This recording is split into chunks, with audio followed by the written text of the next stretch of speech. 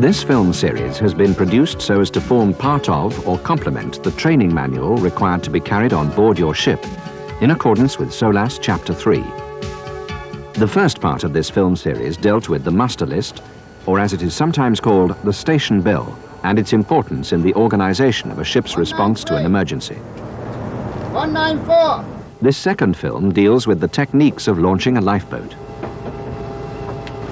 The International Convention for the Safety of Life at Sea, SOLAS, stipulates the frequency of emergency drills. They will be a regular part of ship life. In the case of passenger ships, musters must be held within 24 hours of a large embarkation of passengers. Minimum standards for the size and seaworthiness of lifeboats are set out in the SOLAS Convention. For newly built ships, whether passenger or cargo, the lifeboats must be capable of being launched when the vessel has an adverse trim of 10 degrees and a list of 20 degrees either way. On larger cargo ships, they must be capable of being launched when the ship has headway up to 5 knots. While the personnel are mustering, the designated party is preparing to lower the lifeboat to embarkation deck level. The first stage in preparing a lifeboat for launching is to check that the harbour pins or stopper bars are not in place. Then 2 crewmen get into the lifeboat. They do not require life jackets as long as the gripes are in place. They check that the tricing pennants are secure and that the lifelines are ready. If necessary, the lifelines must be released. Bowsing tackles or frapping lines are checked and made ready.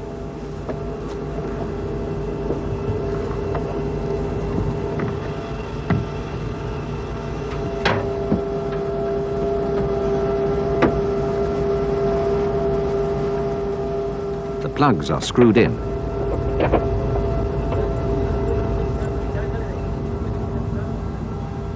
The toggle painter or sea painter is then rigged.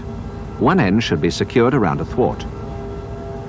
The other end is passed inboard of the forward fall, taken forward and secured to the ship's side as low as possible.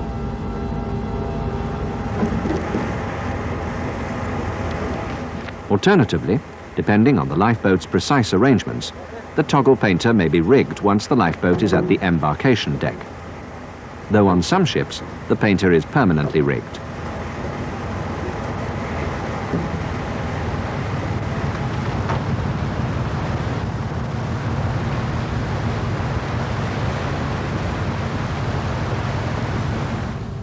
At the embarkation deck level, the handrails are cleared and the embarkation ladder lowered.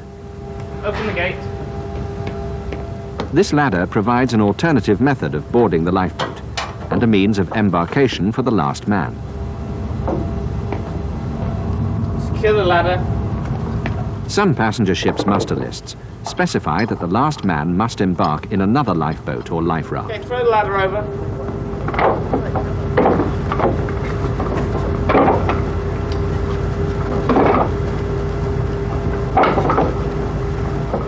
Clear away the gripes. Once the crew members have left the lifeboat, the gripes that secure it to the davits are released and cleared. Depending on national regulations and the design of the ship, it may be necessary for the 2 crew members to stay in the lifeboat as it descends to the embarkation deck. Lower away. Lower away. Checking that the winding handle is not in place, the lifeboat is lowered with great care using the winch brake. The crew member takes his orders from the person in charge of lowering. It is important not to let the falls overrun, as the tricing pennants are not strong enough to support the weight of the lifeboat. Their sole purpose is to bring it into the ship's side. If he cannot see easily, the crew member operating the handbrake must be guided by the person in charge of lowering. Once at the embarkation deck, the bowsing in tackles are made fast to the eye bolts on the ship's side at each end of the lifeboat. They are then heaved tight.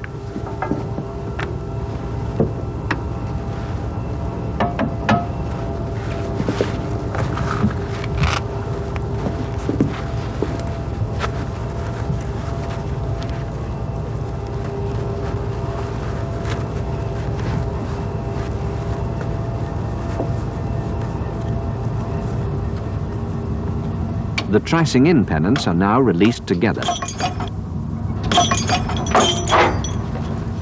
While this is being done, and if there is time and personnel, supplies of blankets and extra water and food are loaded into the lifeboat and securely stowed.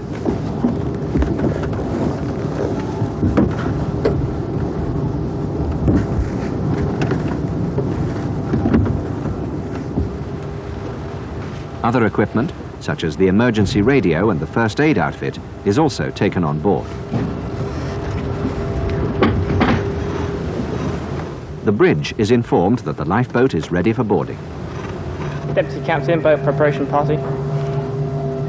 Yes, go ahead. That's number 1 boat, bounced in, ready for embarkation. No, roger, I'll send up the first group of passengers to you now then. Roger. If the lifeboat has an air-cooled engine, this should now be started. Water-cooled engines, which must be able to run for 5 minutes out of the water, are normally started immediately before the lifeboat is lowered from the embarkation deck.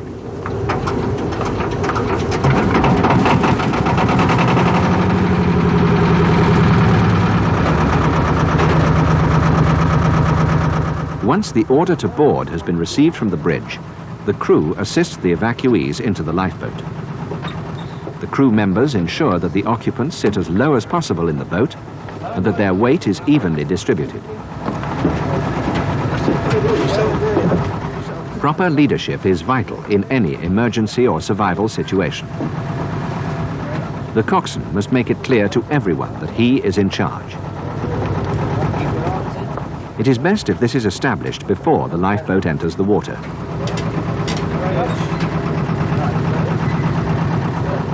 When everyone has been accounted for in your lifeboat, the bridge is informed.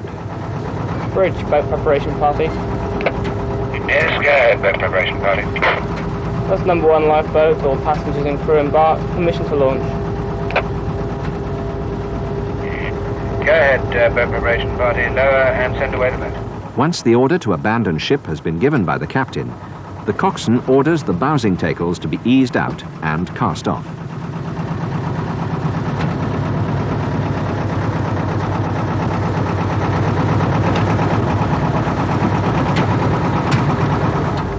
Having first made sure that the water is clear below, the coxswain orders the winch operator to lower the boat. The winch operator remains on the ship to operate the handbrake. The lifeboat descends on the falls. In the lifeboat, the crew must ensure that all are safe. Everyone must be sitting down and clear of the falls. All hands and arms must be kept inboard. And any children are cuddled up low in the lifeboat. The falls must be released as soon as the lifeboat enters the water. Usually the lifeboat will have to stay alongside until the last man comes down the ladder.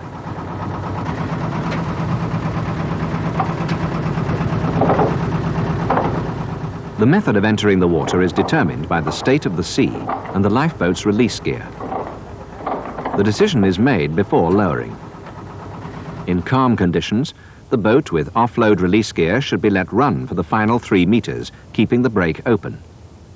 The boat will then plunge and overhaul the falls sufficiently for them to be unhooked.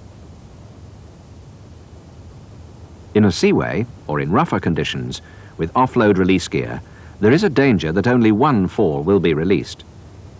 To avoid this, the boat should be landed on or just after the crest of a wave. Then it is allowed to drop into the next trough with the brake open. This way, the boat will overhaul the falls so that when she rises on the next crest, the coxswain gives the order, "Let go the falls." The lifeboat crew must be ready to ensure that both falls are released simultaneously. If the lifeboat has 2 separate release mechanisms, the after fall must be released first. In all cases, occupants should take care to avoid the swinging fall blocks. To get away from the ship, if there is no way on her, the bowman bears off with the boat hook. If necessary, the toggle painter can be passed aft and hauled on. If the ship still has headway, the coxswain puts the tiller towards the ship's side and, once clear, orders the toggle painter let go. Once in the water, the skates should be retained and only removed when the abandoned ship has sunk. It is possible that the situation on your vessel may improve and you may want to reboard. All craft, and especially motor-powered boats, must keep a good lookout for any survivors in the water. The traditional open lifeboat is not the only type found today. The totally enclosed lifeboats are becoming more common and are now often found on ships as well as on oil installations. These totally enclosed and semi-enclosed lifeboats are generally lowered by controlling the winch brake from inside the lifeboat by means of a cable. Pulling on the cable releases the brake. Some of these lifeboats are lowered by a winchman on deck. In all these craft, it is important that everyone stays strapped in at all times. The methods of unhooking from the falls are similar to those of open lifeboats. Unless he has an offload release, the coxswain has to rely on the physical sensations of his boat entering the water to guide his timing of the release. These lifeboats may be equipped with an external water sprinkler, an internal air supply, and other life support systems. If this type of survival craft is fitted on your vessel, make sure you know and understand how to use the equipment provided. Another type of survival craft is the free-fall lifeboat. It is imperative that everyone is properly strapped in. The seats inside ensure that the occupants will not be injured when the vessel enters the water.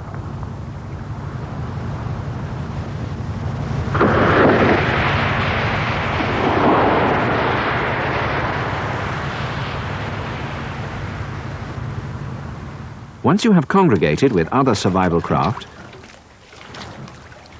and streamed the sea anchor,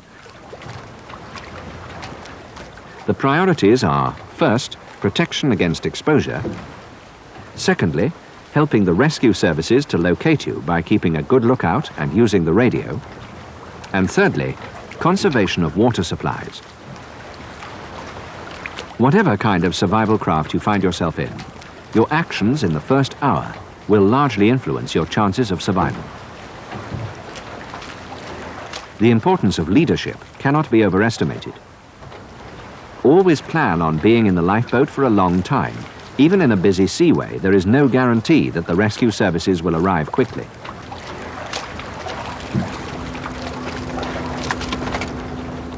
As soon as possible, it is recommended that anti-seasick pills are taken by everyone on board, regardless of how good a sailor they consider themselves to be.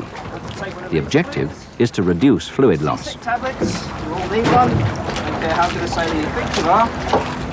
Here we go. There, ladies. Okay, gentlemen. It is important for the survival craft to keep together.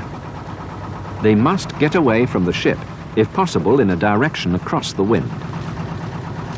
They should congregate in a safe area close to where the emergency occurred. Boats should be tied together stem to stern using the full length of their painters. Life rafts should be tied together, allowing about 10 meters of rope between each one. The advantages of the survival craft keeping together are that it makes them a larger target for the rescue services. Also, stores and personnel can be shifted between craft to ensure even distribution of supplies. It is also good for morale, and the importance of this is enormous in survival situations. In hot climates, the occupants must protect themselves from the sun, and in cold climates from the cold. Evacuees should try to stay dry or to get dry if they're wet. Okay, gentlemen, I'm going to get the pyrotechnics. Instructions on the stores must be read. Pass them around. Make sure that crew members know how to use the pyrotechnics. These must not be used until the rescue services are actually in sight. For attracting the attention of other ships. No water or food should be consumed in the first 24 hours, except by those who have lost a lot of blood or who are badly burned. Good leadership is vital. of aircraft. Proper training, as well as knowledge of survival The techniques, hands is were important. held like that, and it gives a very good indication of position. Consult the training manual on your vessel and take every opportunity to participate in all training courses and onboard drills or exercises. The issues and techniques of survival in lifeboats and life rafts are thoroughly explored in the fourth film in this series, Techniques of Survival. No one is a survivor until they have been rescued.